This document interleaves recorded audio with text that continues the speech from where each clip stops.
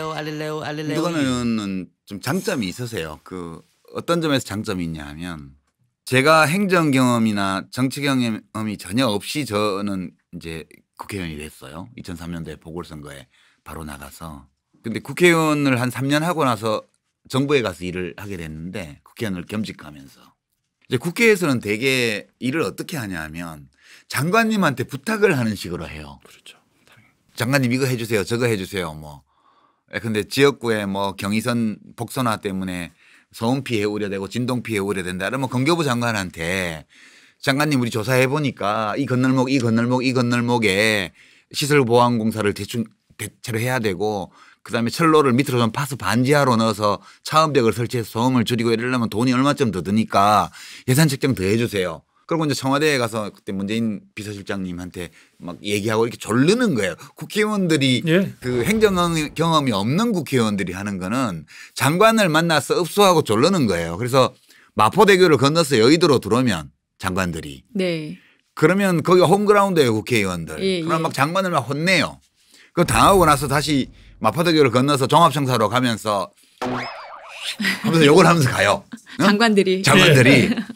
근데 그렇게 해놓고 이제 부탁할 때는 자기들이 마포대교 건너서 종합청사로 오거든. 그러면 또 공손해요 국회의원들이 장관실에 와가지고는. 낮에는 혼내기 놓고 예. 다음 날은 또 예산 달라고. 마포대교를 사이에 두고 이렇게. 너무 이제 여의도는 이제 정치인들 국회의원들 존이라고 그러잖아. 마포대교를 지나서는 이제 강화문 국정을 책임지는 강화문. 그건 장관 동네예요. 강화문은 장관 존 지역이죠. 근데 이제 그게 제가 나중에 정부를 가보니까 하도 해달라 하는데 예산이 없어서 안 돼요. 뭐가 이래서 안 돼요. 계속 안 되는 거예요 이게. 그래서 열받아서 그럼 내가 직접 할래 이래가지고 대통령한테 저 장관 갈래요 이래서 갔단 말이에요. 가서 이제 일을 하면서 이렇게 보니까 장관은 그냥 의사결정을 하고 그다음에 예산을 확보하고 그다음에 예상되는 반대 이런 것을 미리 누그러뜨리기 위해서는 작업을 하고 그다음에 관계부처 협조를 받아야 될 일이 있으면 또 그 작업하고 법적인 어떤 보완이 있어야 되면 또 법안 내고 이렇게 해서 일을 하는 데더라고요. 힘들지만 굉장히 보람 있고 재밌어요. 근데 사실 국회의원은 네. 행정부가 한 일에 대해서 비판하고 혼내키고 큰 소리치고 막 아무것도 실행력이 없잖아요. 집행권이 없기 때문에 집행의 경험이 없어요. 그래서 행정부를 경험하고 국회의원을 하면 일 잘한다는 게 그런 의미일 거예요. 제가 보기에는. 행정부를 경험을 해보고 장관으로서. 네. 그러고 국회에 오잖아요. 그러면 길목이 다 보여요. 이렇게 이 일이 되게 하려면 어느 부처가 움직여야 되고 이 부처를 움직이려면 총리실이나 청와대 어디를 찔러야 되고 그다음에 여기에 맞춰서 내가 입법적인 뒷받침이 필요하면 내가 법안을 뭘 내고 이게 유기적으로 다 입체적으로 연결이 돼요. 그래서 그게 그냥 국회의원만 했거나 또는 처음 국회의원을 해보거나 이런 사람하고 특히 그 행안부처럼 되게 복잡한 일이 많은 그런 부처를 운영해 본 경험이 있는 사람하고는 이렇게 일을 되게 하는 일을 보는 안목이 달라요. 그 점에 대해서는 저는 이거 되게 어필하실 필요가 있다고 봐요. 그러니까 이게 지금 입법부에서 뭘 만들면은 행정부에서 집행을 하는 건데 네. 지금 행정부 경험도 있으시고 또 도지사 경험도 있으시고 하기 때문에 사실은 지피지기 하신 거잖아요. 그렇죠. 네. 지금 그 백전백승이신 거 아니에요? 자랑하면 그런 경험들이 지역 일을 훨씬 잘할 수 있는 뭐랄까 기반이 된다 할까. 네. 그리고 또 사실 뭐 국회의원들께서 장관들 차관들을 되게 조르고하지만 실제는 중앙부처 국장이나 그 담당 그 심의관 이런 가장 이런 분들하고 잘 하고 예. 일을 잘 풀어놓고 나중에 이제 장차관들한테 정치를 좀 부탁하면 훨씬 수월한데 그렇죠. 요즘 장차관들도 밑에 부하직원들 마음대로 이거 해주라고 못 하거든요. 그래서 이제 물리를 잘 알면 훨씬 지역의 해난들을 해결 잘 할 수 있는 거죠. 정말 잔뼈가 굵으셨다는 게 이런 데서 보이는 것 같아요. 그러니까 제가 국회의원만 할 때는 처음에 뭘 어떻게 하는지 몰랐어요. 나중에 돌이켜 보니까 그냥 이제 좋은 정책안을 마련하고 이렇게 제안을 마련해서 그냥 정부에다가 해달라고 계속 요구하는 거 말고는 할 수 있는 게 없더라고요. 그런 점에서 보면 군수도 하셨잖아요. 남해 군수. 네. 그다음에 경남도지사도 하셨고 장관도 하셨고 그런 경험이 을 가지고 국회에 계신 분들이 극히 드물죠. 좀 드물죠. 보통 국회의원 3선 뭐 4선 한 분들이 이제 강력단체장인 시도지사로 하는데 네. 저는 이제 그 재선한 국회의원들이 또 하고 싶은 게 장관 국무위원인데 네. 저는 이제 국무위원 장관 또 어쨌든 3선 4선 국회의원들이 마지막으로 대선 안 가는 분들이 이제 시도지사 나오시는데 그렇게 해서 저는 역순으로 둔 역주행이네 역주행. 저 케이스예요. 초선이시잖아요 지금. 예, 그래서. 아 그러세요? 예. 왠지 기분에 한 5선쯤 되고 있죠.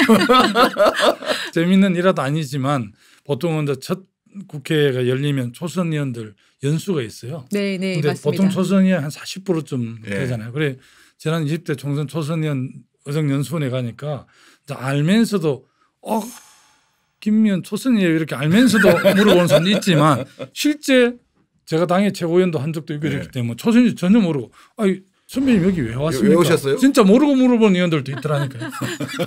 그래서 내가 국회의원 조선인데 바깥에서 좀 활동을 해서 그렇게 착각하는 사람도 있더라고요. 아유, 그러시군요. 정말 몰랐어요. 초선 아니신 줄 알았어요. 5선처럼 보여요. 저보고 꿈이 뭐냐고 물어보면 네. 재선하는 게 꿈이다.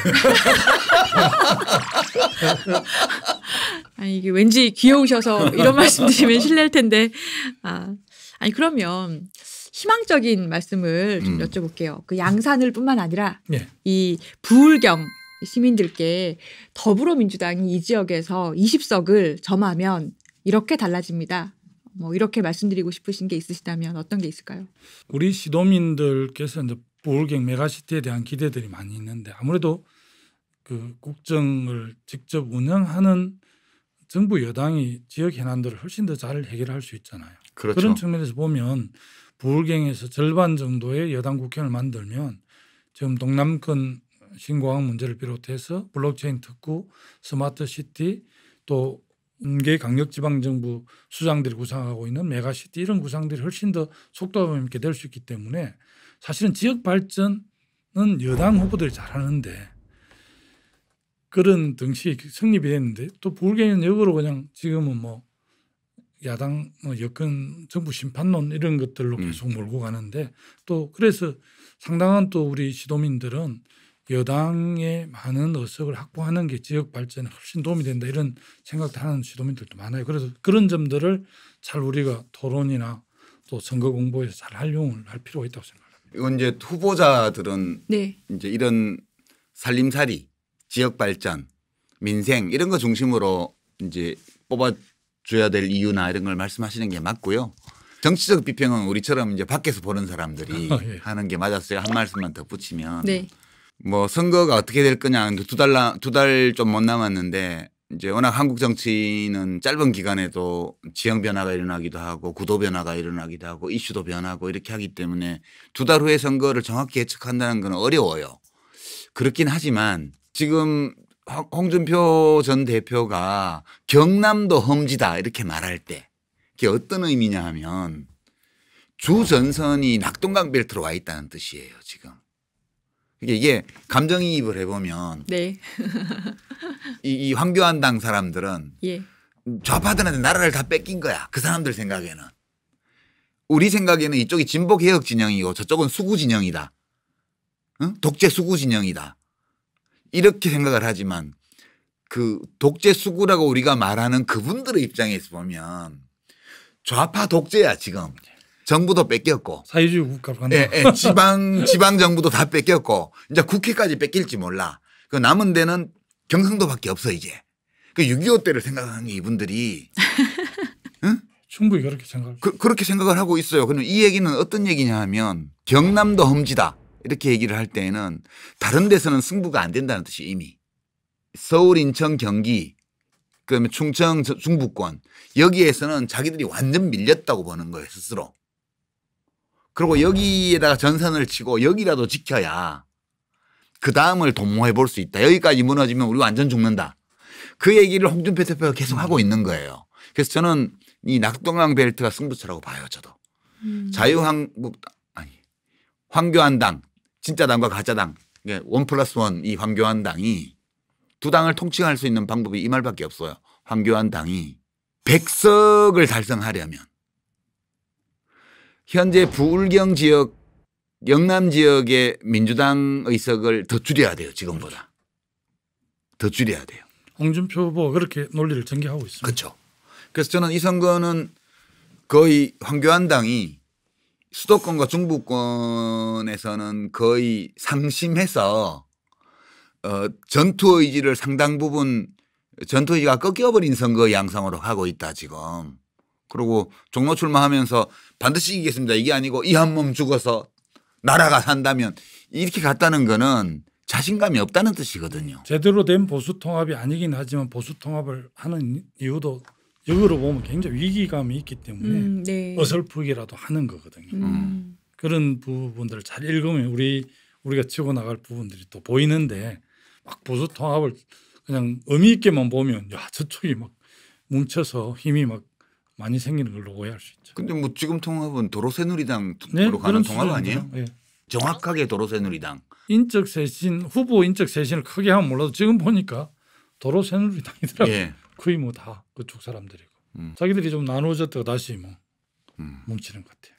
그러니까 이제 부주방장이 사표 내고 나갔다가 다시 그 주방으로 들어온 거예요. 그러면서 이제 간판 바꿔 달고. 네. 그런 거죠 뭐.